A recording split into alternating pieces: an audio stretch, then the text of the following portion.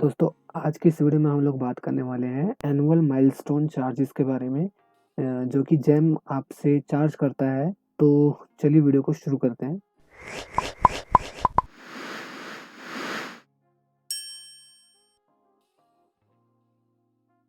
सबसे पहले जानते हैं कि एएमसी यानी कि एनुअल माइलस्टोन चार्जेस क्या होते हैं।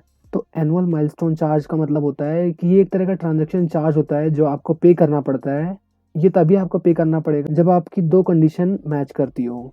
सबसे पहला कि आपको जो ऑर्डर रिसीव हुआ होगा उसकी ऑर्डर वैल्यू 5 लाख से या 5 लाख से ऊपर है तो आपको ट्रांजैक्शन चार्ज पे करना होगा।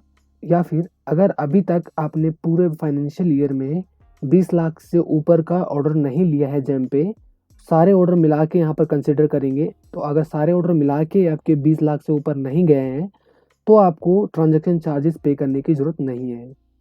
और अगर 20 लाख से ऊपर है और जो आपको नया ऑर्डर रिसीव हुआ है उसकी ऑर्डर वैल्यू 5 लाख से ऊपर है तो आपको ट्रांजैक्शन चार्ज पे करने की ज़रूरत होगी। तो ट्रांजैक्शन चार्ज कैसे पे करते हैं वो हम देखते हैं। तो सबसे पहले यहाँ पर आप देख सकते हैं मुझे एक ऑर्डर रिसीव हुआ है। तो इस ऑर्डर में यहाँ पर देखिए टॉप पे शो हो रहा है पे एएमसी या फिर ट्रांजैक्शन चार्ज। तो लिखा हुआ है this is an annual milestone charge transaction charge intensive order kindly pay to start creating invoices with respect to this order. तो इन्होंने साफ साफ बोल दिया है कि अगर मैं ट्रांजैक्शन चार्ज या एनुअल माइलस्टोन चार्ज पे नहीं करता हूँ तो मैं इनवॉइस वगैरह जनरेट नहीं कर सकता हूँ इस ऑर्डर के लिए। तो मैं इस बटन पे करूँगा क्लिक। यहाँ पर देखिए जीएसटी नंबर आ जाएगा आपका और फिर यहाँ से आप एड्रेस सेलेक्ट कर लीजिए जो भी एड्रेस आपके जीएसटी में है।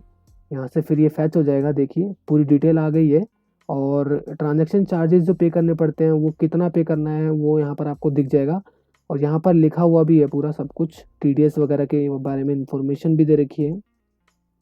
तो इस हिसाब से आप पूरा देख सकते हैं यहाँ पर टेबल। एंड इसके बाद आपको करना है पे नाउ के बटन पे क्लिक। जैसे ही आप पे नाउ के बटन पे क्लिक करेंगे रिडायरेक्ट हो जाएगा और आपको एक पेमेंट का ऑप्शन मिल जाएगा। जैसे यहाँ पर आप देख सकते हैं स्टेट बैंक का मेरे को मिला है MOPS। तो मैं इस पर करूँगा टिक एंड यहाँ से कर दूंगा सबमिट। अभी देखिए यहाँ पर मेरे को 4 ऑप्शन दिख गए हैं। तो SBI की नेट बैंकिंग से कर सकता हूँ, मैं अदर बैंक की नेट बैंकिंग से भी कर सकता हूँ, UPI के थ्रू कर सकता हूँ और NEFT और RTGS के थ्रू कर सकता हूँ।